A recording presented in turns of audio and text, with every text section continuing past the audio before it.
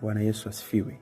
Kisoma Warumi 1 mstari wa 28, Biblia inasema, na kama walivyokataa kuwa na Mungu katika ufahamu, Mungu aliwaacha wafuate akili zao zisizofaa, wayafuate mambo yasiyofaa.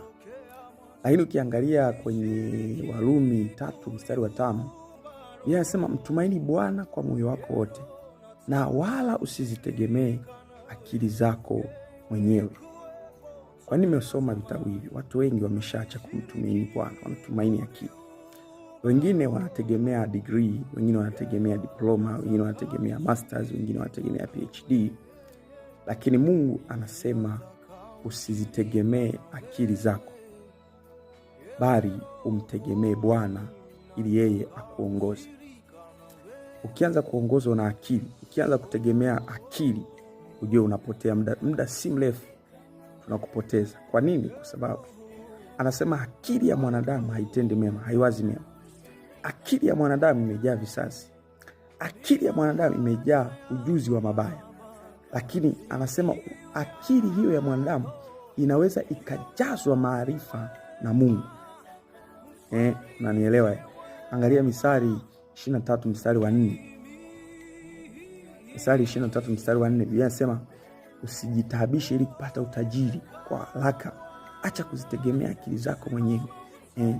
Warumi 12 mstari wa 16, mpatane nia zenu ninyi kwa nini. Msinie yaliyo makuu, lakini mkubali kushughulishwa na mambo manyonge. Unaelewa? Mkubali kushughulishwa na mambo madogo madogo. Anasema msiwe watu wa kujivunia akili. Sikiliza, jivunie Mungu uliye naye. Jivunie anointi uliyo nayo. Jivunie mafuta aliyokupaka Roho Mtakatifu. Usijivunie elimu yako. Usijivunie utajiri wako. Usijivunie akili yako.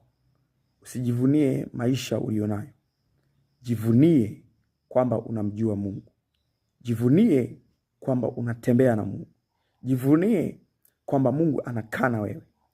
Imefika mahali paka watumishi wa Mungu wanasema mimi ni msomi, mimi nina PhD, mimi nina kitu fulani. Najua wengi sana wana elimu zao, lakini Biblia inasema wasifike mahali wakategemea akili zao. Ijapokuwa akili ina sehemu yake, lakini Mungu anakataa kuzitegemea akili. Anataka umtegemee yeye. Na anasema amtegemee mwanadamu amelaaniwa, na moyoni mwake amemwacha Mungu. The same anayotegemea akili yake anaweza kaingia kwenye laana.